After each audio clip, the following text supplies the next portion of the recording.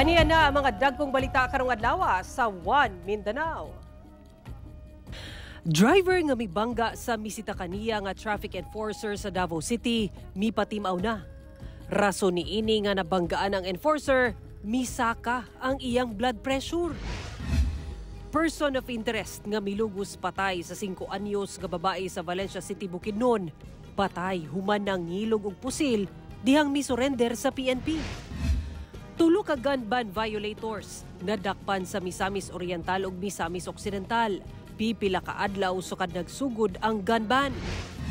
Lalaki nga nag-selfie suot ang PNP uniform sulod sa kampo sa General Santos City Police Office, arestado. Pamilya sa 19 anyos nga babae nga napalgang patay ug dunay mga samad dinunggaban sa Taguluan, Misamis Oriental na nawagan og hustisya. May Ilonggo girl ug prinsesa ng City Jail giatangan sa double world premiere. Ito ang GMA Regional TV One Mindanao. Maayong hapon Mindanao. Ako si Sara Hilomen Velasco. Nag-atubang na sa buwatan sa Davao City Transport and Traffic Management Office ang driver kinsa nag-viral dihang gibanggaan ang usa ka traffic enforcer sa Davao City nga misita niini. Giling nag-viral ang video nining traffic enforcer nga gibanggaan sa driver nining SUV sa Davao City. Sumala pa, gisita sa traffic enforcer ang pribadong sakyanan human nag-counterflow ug misugat sa laing mga sakyanan sa Dalang Torres. Apan inay muhunong misibat kini hinungdan nga gigukod kini sa enforcer gamit ang motor. Dihang naabtan sa usa ka mall, subling gipahunong sa enforcer ang sakyanan. Apan gibanggaan hinuon sa sakyanan ang enforcer, hinungdan nga naigo kini sa hood sa sakyanan, una misibat na sab. Sa impormasyong nakuha sa GMA Super Radyo Davao gikan sa City TMO, nag-atubang na sulod sa buwatan sa maong driver ug ang traffic enforcer atol sa case conference kauban ang mga opisyal sa City TMO, LTO ug kapulisan. Matud pa sa driver, misaka ang iyang blood pressure hinungdan sa panghitabo ug walay tumong nga manakit. Apan dili kumbinsido ang City TMO sa rason ini. Sanglit mamahimo matud pa siya nga mohunong sa unang pagpara kaniya, inay nga muikyas. Luyo sa payag sa driver nag-andam na og mga dokumento ang City TMO alang sa pagpasaka o reklamo batok sa driver. Sukad nagsugod ang election period ug ang pagpatuman sa gun ban, pipila ka milapas sa gun ban ang nadakpan sa kapulisan sa Northern Mindanao. Ang detalye sa live report ni James Paulo Yap. James?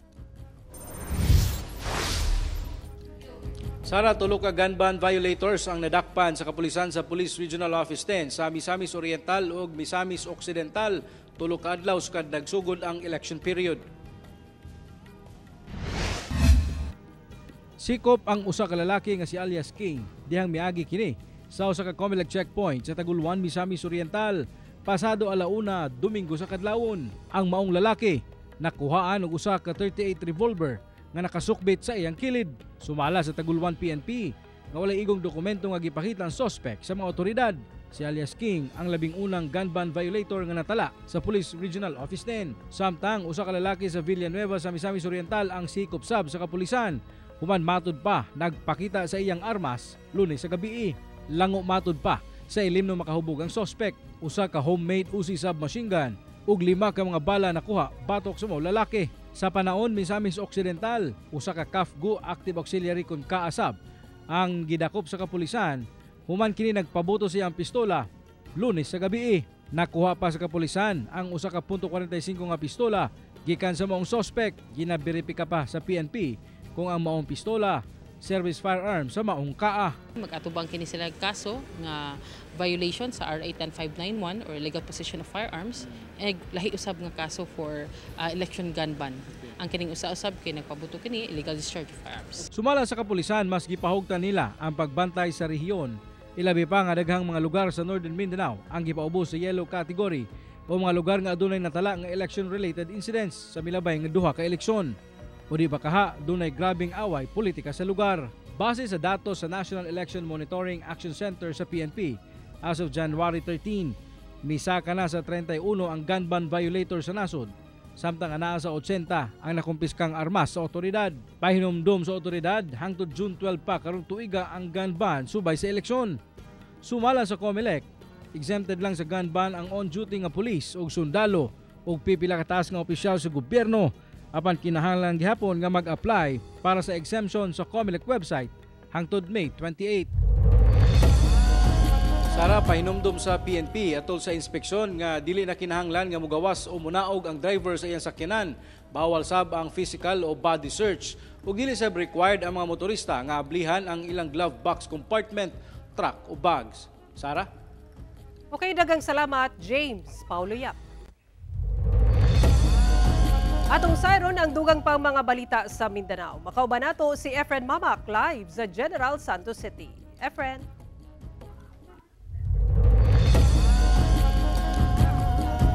Salamat, Sara. Arestado ang usa ka lalaki human misupak sa gun ban atol sa unang adlaw sa pagpatuman ini sa Cotabato City dungan sab sa pagsugod sa election period kung asa nagmuntar og COMELEC checkpoint sa nagadayang lugar sa Bangsamoro Region. Ani ang report. Dakpan sa kapulisan ang 24 anyos nga lalaki gumikan sa pagdala niini og armas sa usa ka COMELEC checkpoint sa Police Station 3 Barangay Mother Tamuntaka, Cotabato City pasado alas 2 kadlawon sa unang adlaw sa pagpatuman sa election gun ban Enero 12. Giila ang suspek nga si alias Saud, usa ka government employee ug residente sa Barangay Bulalo, munisipyo sa Sultan Kudarat, Maguindanao del Norte. Sumala sa Police Original Office Bar, sakay ang maong suspek sa iyang itom nga minivan diyang miagi sa maong checkpoint. Pinaagi sa plain view inspection. Nakita sa iyang sakyanan ang usa ka CZP-09 nga pusil nga dunay magazine og napulo ka bala. Duna sab kini usa ka spare magazine nga dunay duha sab ka bala. Gikustodiya na sa Cotabato City Police Station ang maong suspek nga mag-atubang og kasong paglapas sa COMELEC Resolution number 11067 kon election gun ban. Wala na kini mihatag og pahayag. Subject for investigation natin yan since wala naman po siya na ipakita mga document at in fact na bawal naman po tayo talaga magdala sa panahon ngayon. Isa rin po sa kine-check po natin is kung meron ba siyang involvement sa mga previous mga incident. Samtang sa pagsugod sa election period, anaa sa 11 fixed COMELEC checkpoint o 14 COMELEC mobile og spot checkpoint sub ang gimuntar sa nagadayang lugar sa Cotabato City nga gipaubos sa red category o lugar nga dunay labing seryoso nga hulga sa seguridad. Samtang gisundan na sab ang pag-inspeksyon sa lungsod sa Buluan sa Maguindanao del Sur nga gipaubos sab sa red category. Lakip sab sa Parang Maguindanao del Norte nga gipaubos sa yellow category o mga lugar nga dunay natala nga election-related incidents sa milabang duha ka eleksyon o di ba kaha dunay grabing away politika sa lugar. Hinuon sumala sa PRO Bar na himong generally peaceful ang pagpatuman sa unang adlaw sa election gun ban sa Dibok Barm. Sa ngayon sir, generally peaceful naman at nag-ikot na po ang ating regional director, nagkandak na po ng mga red teaming regarding po sa preparation at compliance po ng ating mga lower units tungkol po dito sa pagpapatupad po ng COMELEC checkpoints in relation to upcoming elections. Efren Mamak, One Mindanao. Kinsas na ang mga aktibidad alang sa kapistahan sa Holy Infant Jesus of Prague sa Shrine Hills sa Matina, Davao City ugmang adlaw. Atong sayron ang detalye ini sa live report ni Jandy Esteban. Jandy. Sara, andam na po sila sa pagdagsa sa mga deboto ni Senyor Santo Niño.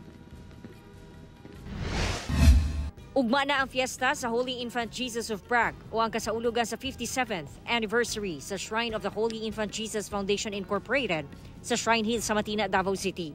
Ginalantaw ang pagdagsa sa mga deboto ni Senyor Santo Niño. Apan ang 76 anyos nga si Nanay Nancy nagsayo na og bisita sa shrine karong adlaw aron magampo kay dili na daw niya kaya makigdut-dutay sa mismong adlaw tungod sa iyahang edad.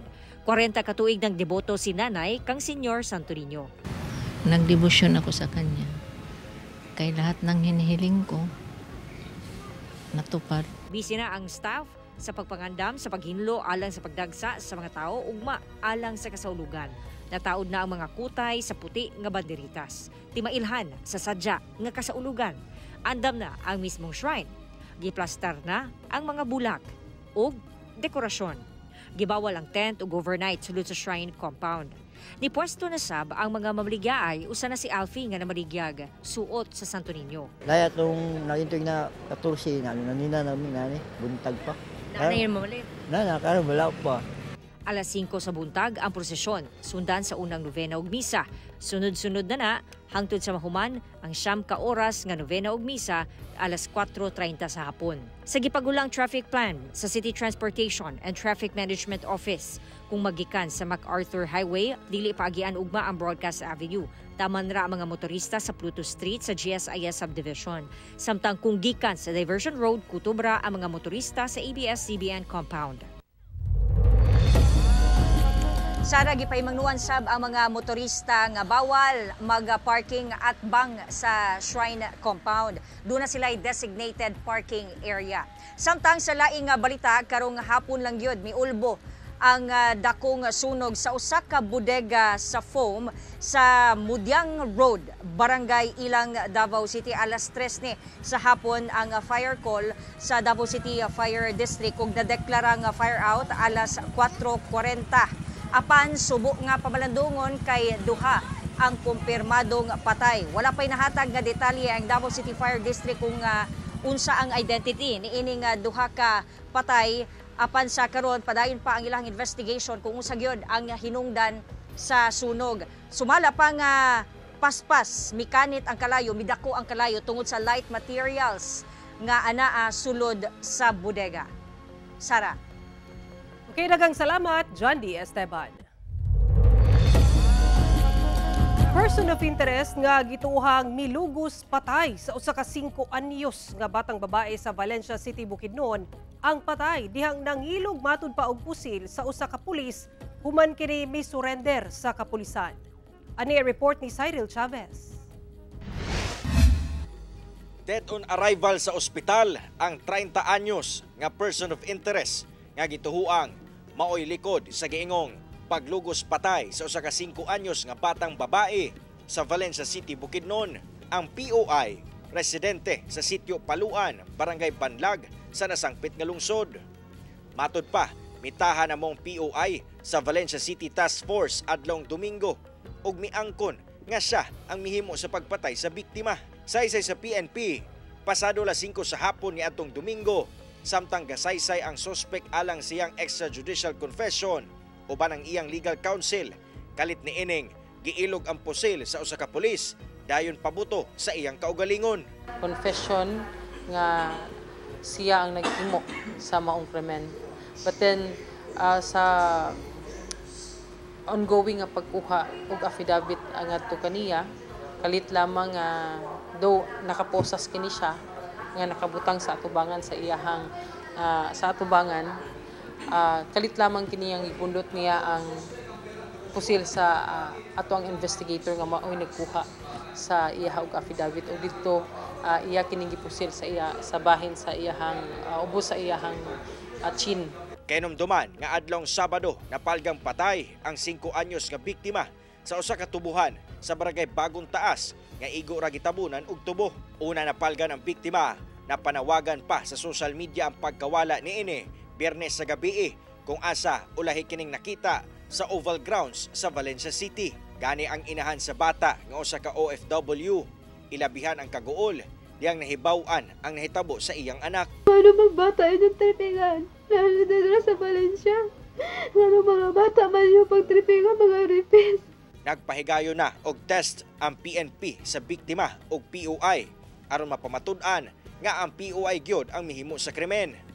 Padayon sab ang investigasyon sa PNP kung paunsa nadala sa suspitsado ang biktima ngadto sa tubuhan sa Barangay Bagong Taas. So far wala kita information nga ato ang nadawat nga nahilabigit kani sa illegal na droga. He is not also a former surrenderee, no, wala siya nabutang sa ato sa badak as one nga as adunay impormasyon nga nahilambigit sa paggamit sa illegal nga droga. Sa ulahing update sa social media sa inahan sa biktima, may biyahe na kini pabalik sa atong nasod. Kauban si Jaybert Pairat, Cyril Chavez, 1 Mindanao. Siyab ang samdan human nabanggaan sa usa ka fish car ang usa ka tricycle sa Tupi, South Cotabato. Ani ang report. Ay. Aksidente.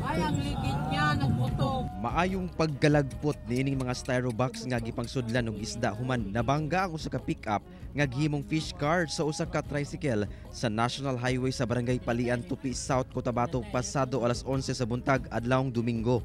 Gani makita nga natikalbong gyud ang maong fish car og nalumping sab ang tricycle.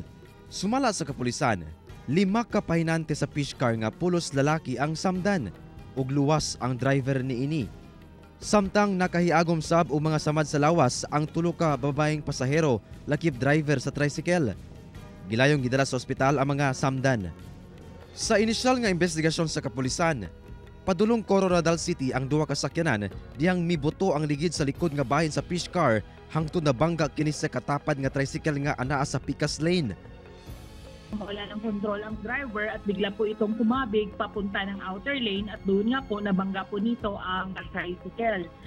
Ginasuta pa sa kapulisan ang kinatibukang danyos sa maong hitabo. Samtang padayon ang settlement sa 2 ka kampo. Paimangno sa otoridad, kanunay i-check ang sakyanan una mo biyahe aron masigurong dili magkaaberya samtang nagbiyahe. Huwag po nating baliwalain yung mga minor defects na nakikita po natin sa ating mga sasakyan. Efren Mamak, One Mindanao. Nanawagan og hustisya ang pamilya sa 19 anyos nga babae nga napalgang patay ug dunay mga samad dinunggaban sa Taguluan, Misamis Oriental. Pagtuo sa pamilya, gisulayan og lugos ang biktima una gipatay. Ani ang report ni Cyril Chavez. Hangtod karon, di gihapon madawat sa pamilyang Galo ang pait nga nahitabo sa 19 anyos nila nga anak nga si Lady Grace. Human gipatay sulod mismo sa ilang panimalay sa Zone 4 Barangay Santa Ana, Taguluan, Misamis Oriental. Ang insidente nahitabo buntag niadtong Biyernes kung asa napalgan na lang nga naligo sa iyang kaugalingong dugo ang biktima. Sigon sa amahang si Rodrigo, nga grabing sakit ang gibati nilang magbanay sa kalit nga pagkawala sa biktima. Buutan, honor student, matinabangon ug Diyosnon nga bata ang ilang pag-ila kang Lady Grace. Murag iyang ripon kaso dili lang makuan kay nisukol. Nya nailan siguro niya ang kanang nagtira, gityan yun siya para di makatugan. Dunay samad dinunggaban sa iyang liog ang biktima nga rason sa iyang kamatayon. Gilayon naglusad og investigasyon ang kapulisan ug ubay-ubay ka persons of interest ang nadala sa Taguluan Police Station. Apan negatibo og nasayrang wala sila'y kalambigitan sa krimen. Subay sa gihimong investigasyon sa kapulisan, migawas nga usa kining bintana sa mga posibleng giagian sa suspitsado paghuman sa krimen. Gani kining screen sa maong bintana makita nato nga naukang na rason nga gidudahan dinhi miagi ang suspitsado. O gani kaning tanom nga anaa tungod sa maong bintana makita nato nga daw namatay na nga posibleng natumban sa suspitsado sa iyang pag-ikyas. Sigon sa kapulisan nga doble ang ilang paningkamot aron maila ang suspect. Aduna na sab sila'y laing person of interest nga ginasubay sa pagkakaron. Na-recover. Kuan lang, distant lang sa balay, nga portion sa likod nga bahin. Ang gituuhan nga mao kato ang kutsilyo nga gigamit sa pagdunggab sa maong biktima. And kini ana karon sa atong SOCO for processing. Karon gihaya na si Lady Grace sa ilang panimalay og nakatagdang ilubong sa Enero 21. Ang pamilya nanawagan sab og dugang hinabang alang sa pagpahiluna kaniya. Duna sab hangyo ang amahan sa biktima ngadto sa suspect. Ya kung kinsa magaling nagpatay ani pag-surrender na lang.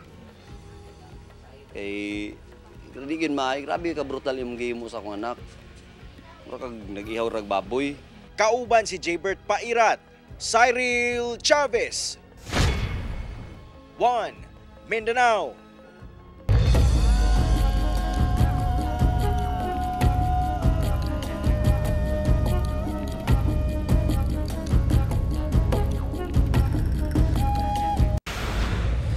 Ito ang GMA Regional TV 1 Mindanao. Gidakpan ang usa ka lalaki kinsa nagpakaaron ingnon nga pulis human nagpicture suot ang PNP uniform sa sulod sa kampo sa General Santos City Police. Ani ang detalye. Gidakop sa kapulisan kining usa ka lalaki human matud pa nagpakaaron ingnon nga pulis sa sulod sa kampo sa General Santos City Police sa Camp Fermin Lira sa Barangay Dajangas West, General Santos City pasado 1:00 sa hapon adlawng Lunes. Ang maong sospek, nag-edad og 24 anyos, residente sa Barangay Fatima ug kanhi contestant sa Mr. and Miss Tourism 2019 sa Gensan. Sumala sa General Santos City Police, nasiplatan matud pa sa PNP nga ang maong sospek naga-selfie sa statue sa SA 44 sa parking area sa kampo. Nagsuot kini og PNP bush coat ug usa ka bull cap apan wala nagkadimao kuno ang decorative awards sa uniforme. Gipangayuan kini sa kapulisan og PNP ID ug ubang dokumento apan wala kini maipresenta. Busag layon kining giaresto sa kapulisan.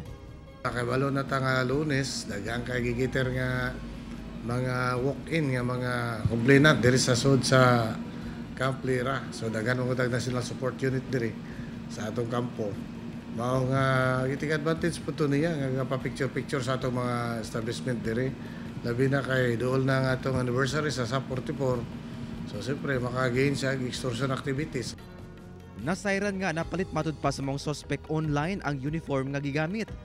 Magatubang kini og kasong usurpation of authority ug illegal use of uniform or insignia. Pagsuot pa lang uniform niya, illegal use of uniforms and insignias kay napoy mga burluloy adto or mga paraphernalias sa yang uniform. Then usurpation of authority kay nagpaila-ila siya nga pulis siya. Ginasulayan pa sa GMA Regional TV 1 Mindanao nga makuhaan og pahayag ang maong sospek. Kauban si Bong Vicencio, Efren Mama. 1 Mindanao. Miabot sa kapin 370,000 ka-individual ang misalmot sa National Rally for Peace sa Iglesia ni Cristo sa Davao City kagahapon. Ang maong rally nagmalinaw sumala sa kapulisan. Ani report ni John D. Esteban. Sa drone shots, kita ang kadaghan sa misalmot sa National Rally for Peace sa Iglesia ni Cristo sa Davao City adlawng Lunes. Gani sumala sa kapulisan, milapas kini sa 300,000 nga expected crowd. Kay miabot kini sa 370,000. Kini aron ipalanog ang parawagang paragiusa, iparaplin ang politikanhong pansariling interes sa mga lider. Nag-agak sab kini sa mensahe sa pagsupak sa pag-impeach kang Vice President Sara Duterte ug tutukan ang mga nagunang problema sa nasod. Maraming mas mahalagang bagay ang dapat pagtuunan ng pansin.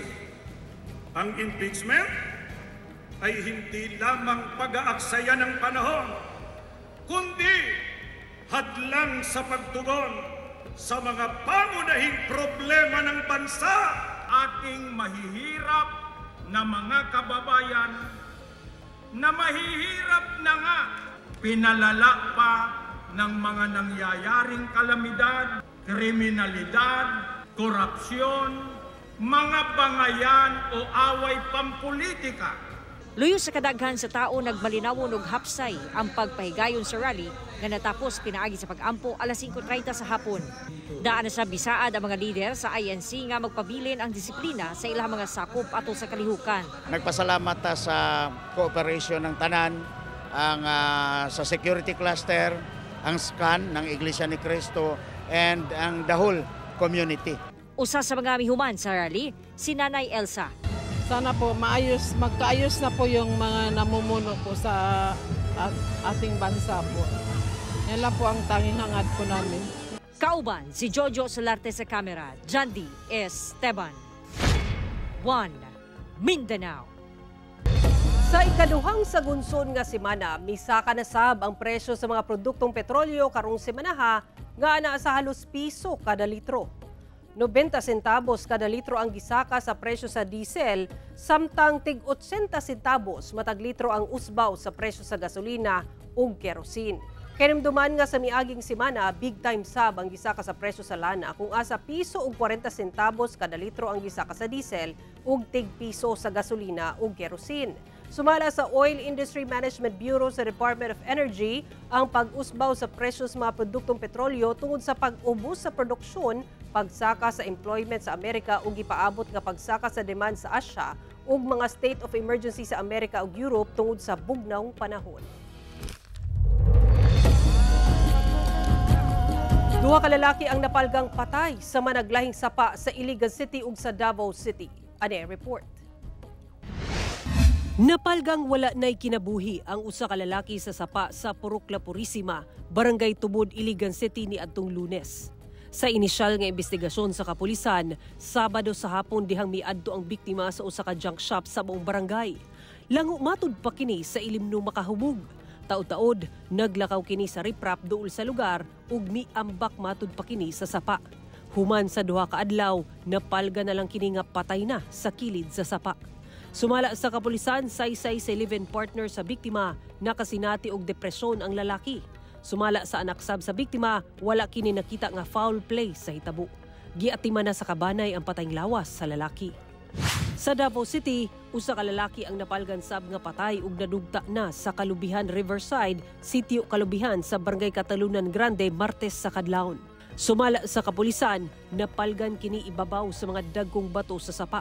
Bloated na ang lawas niini ug nanimaho na nga nagpasabot nga miabot na sa kapin 24 oras sukad kini namatay. Padayon pang ginaila ang lalaki nga anaa sa 40 anyos ang pangidaron. Anaa sa 5'2" to 5'4" ang gitas-on, duna kini tato nga RM sa wala nga bukton. Nagsuot kini og stripe nga t-shirt ug maong short pants nga dunay catheter tube. Dugang sa kapulisan, wala sab sila'y nakita nga foul play sa hitabo. Anaa kini sa punerarya ug giawhag sa kapulisan ang mga nawad-an og kabanay nga mudangup kanila alang sa pag-ila sa lalaki. Sara Hilomen Velasco, 1 Mindanao.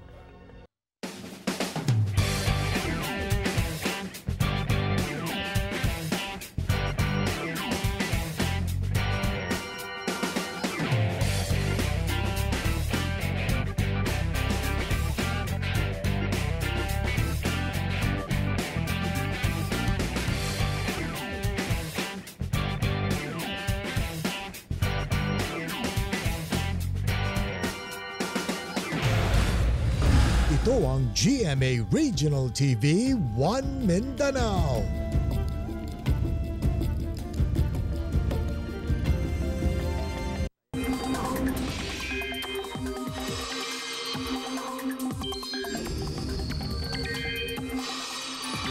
Makasinati og init nga panahon sa buntag apan ulanon gihapon ang pipila ka bahin sa Mindanao sa hapon dala sa easterlies. Sumala sa Pag-asa, padayong wala gihapoy na monitor nga bagyo o low pressure area apan gipaabot ang mga pag-ulan sa dakong bahin sa nasod sama sa amihan sa Luzon.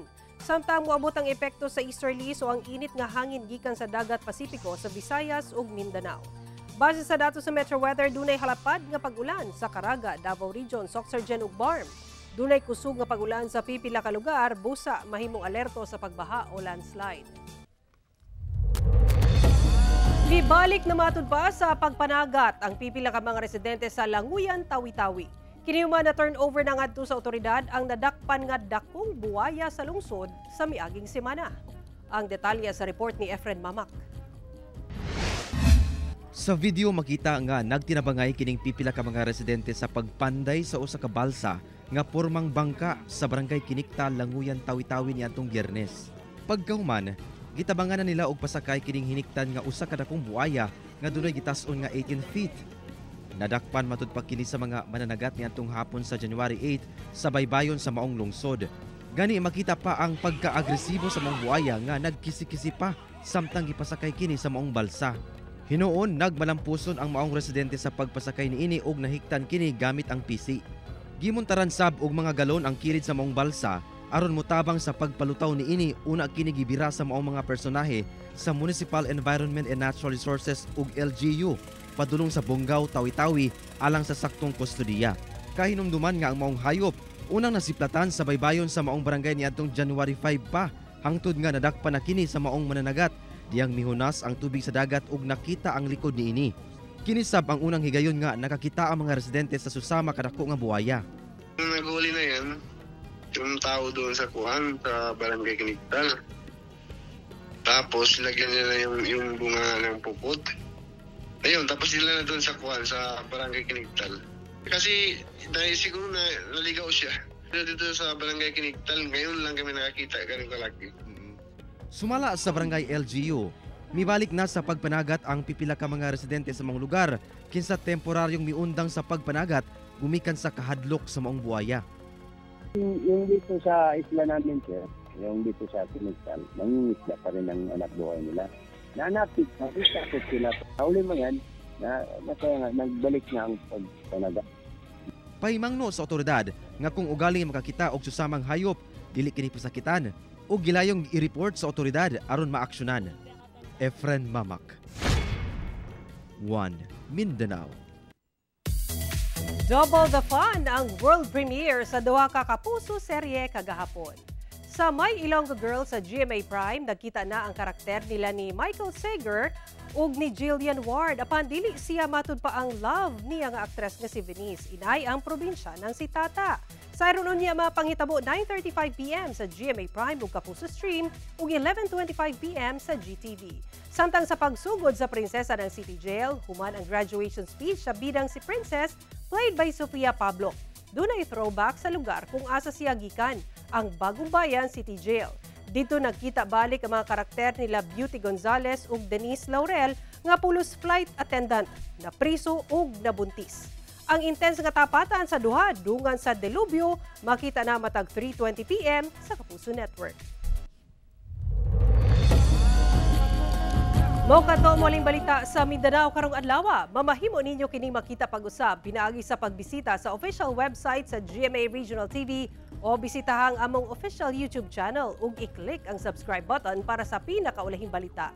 Daghang salamat sa atong mga kapuso sa Mindanao nga nagalantaw kanamong sa atong mga kapuso abroad.